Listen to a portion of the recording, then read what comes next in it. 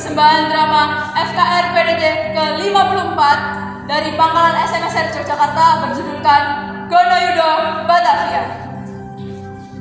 Ratusan tahun yang lalu terlahirlah penerus kerajaan Mataram, putra dari Prabu Hayam-Rawati dan Ratu Mas Adidia Gonowati.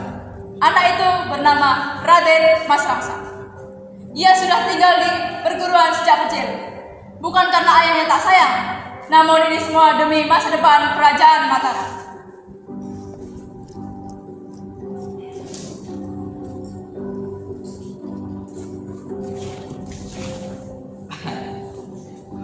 Rasa semakin hari tubuhmu semakin kuat saja. Haha, ora iki sing jarang latihan kok. Berarti ada apa ini ribut-ribut? Hah? Masa kalian belum tahu kabar dari dalam kerajaan Mataram? Kabar apa kuwi? Raja Prabu Hayam-Rawati telah tiada. Kabarnya Sinuo telah diracuni oleh orang dalam kerajaan sendiri. Cuma nek ngomong buat itu, nanti kamu yang jadi diracun gimana? Sudah, kita lanjut ke desa selanjutnya. Innalillahi. Berita besar ini pasti akan cepat tersebar ke Nusantara. Kira-kira bagaimana ya nasib Mataram selanjutnya, Sang? Sang, tunggu.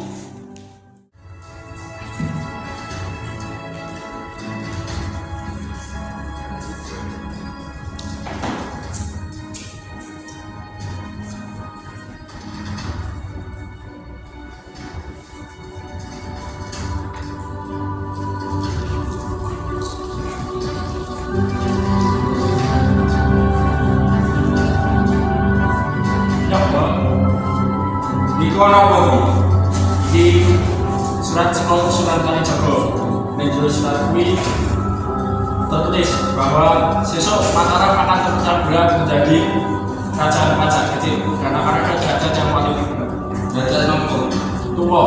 Kerajaan itu suka mengambil orang lain dan sangat serakah. Tapi besok akan ada raja yang berhati brahmana yaitu kamu. Bosan masih banyak para dua sana yang terus berbicara saya.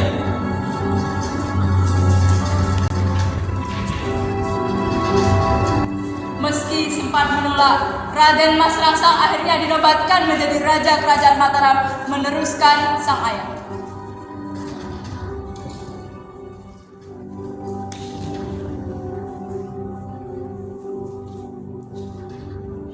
Tahtaku adalah amanah Kanjeng Sunan Kalijaga untuk menyatukan Nusantara di bawah Panji Mataram untuk melawan bangsa Eropa yang menjara habis rempah-rempah Nusantara.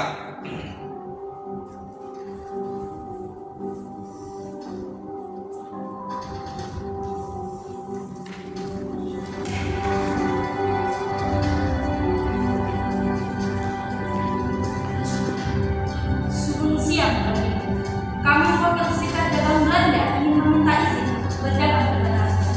Sekumpulan orang kaya, tidak heran kalian berdagang sambil membawa senjata seperti itu. Modal kalian sangat besar. Gini Baginda, Sudah, saya tidak keberatan jika tuan-tuan ingin bekerja sama dengan saya. Tapi setiap penjualannya akan saya kenakan pajak. Tawaran dari Baginda akan kami diskusikan terlebih dahulu dengan terima kasih. Tentu, sampaikan salam saya kepada pimpinan Anda. Tentu Baginda.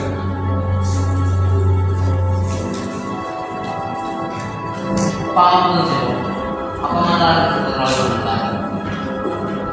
Kenapa buatan tanggung saya Mataram menerima tawaran? Sudah, Paman. Mereka itu sangat senang jika kita dijadikan kacau mereka. Jadi, cepat atau lambat dengan senjata mereka dan uang mereka, nasib kita akan sama seperti penduduk Batavia.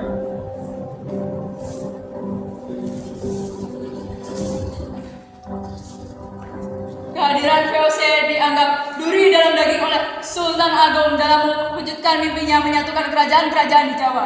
Akibatnya, Sultan Agung mempersiapkan penyerangan pertama terhadap VOC di Batavia.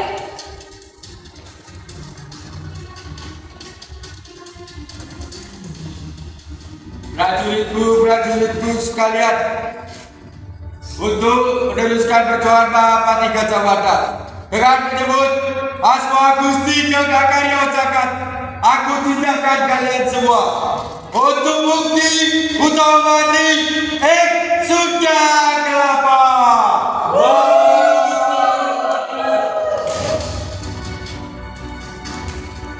Perjalanan menuju Batavia ditempuh pasukan Mataram melalui armada laut dan darat dengan dipimpin Tumenggung Bahurekso.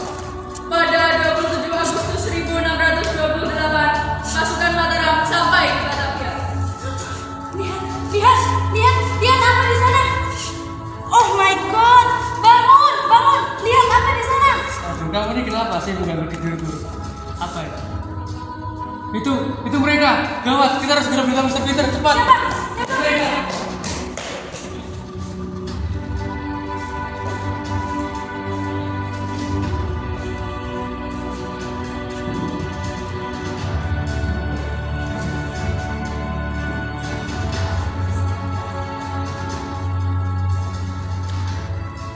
Sudah lama sekali aku tidak minum seperti ini.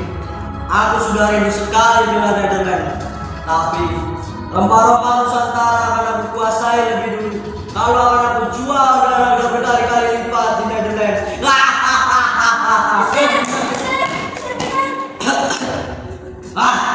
Beraninya kalian mengganggu aku. Ada apa?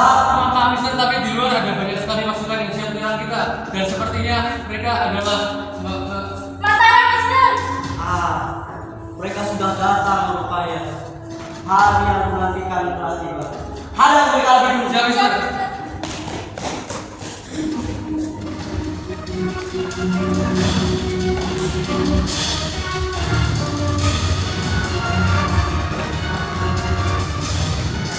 Ada perlu apa kalian dengar?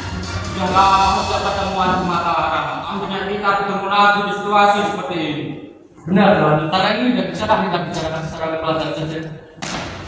Mataram sudah tahu apa yang sebenarnya VOC lakukan dengan alih berdagang itu. Kukira wanita spesial. Sudah tak perlu berbingung lagi. Mari kita selesaikan secara jantan.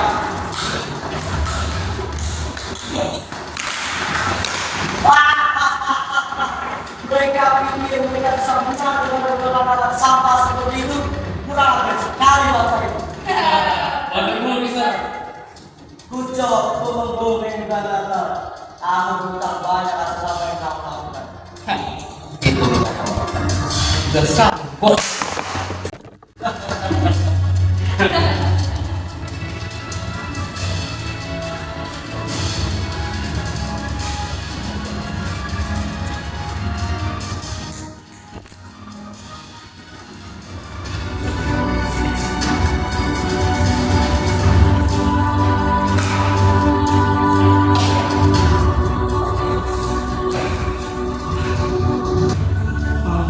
Jika saya mengganggu seluruh Mataram mundur kembali ke raja. Dan orang yang dipercaya Mataram selama ini telah berkhianat. Apa maksudmu? Tumenggung tahu ia bekerja sama dengan pihak raja. Pengkhianat itu membocorkan rencana penyerangan kita. Orang itu harus segera dihukum mati sekarang. Kakak Singorandu, segera siapkan Durjoro untuk menghabisi para pengkhianat itu.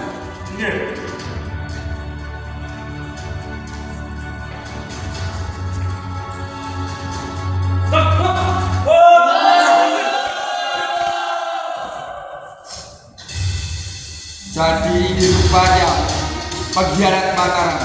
Apa ada kata-kata terakhirmu? Saya tahu saya tidak dapat dimaafkan. Tapi sinuman saya menjadi masalah Jose. Mana ini semua tidak akan terjadi.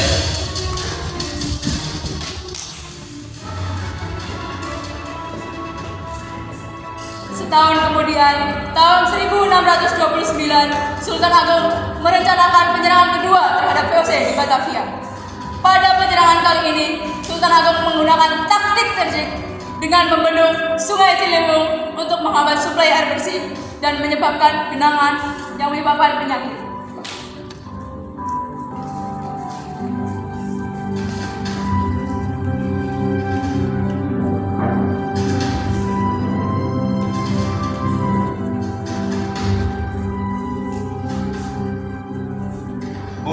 Kini Tuhan bisa bantai bangsa kami dengan janji-janji manis Tuhan, membuat kami terlihat bodoh dan lemah. Ini rupanya wajah raja yang tentang saya. Orang-orang dari bangsamu itu Tuhan tidak akan bertahan lama, sangat lemah dan bodoh. Mungkin ada dari kami yang seperti itu Tuhan, tapi banyak dari kami yang masih memiliki harga diri. Harga diri.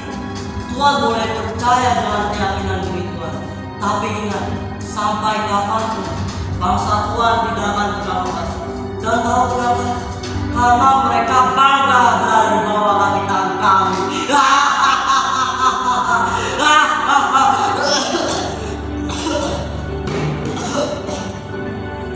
Nah, sia-sia pimpinan Yosef gugur akibat dari wabah penyakit. Pertempuran ini memberi tanda bahwa Mataram berhasil menunjukkan kedaulatannya dalam mengusir VOC dari Nusantara.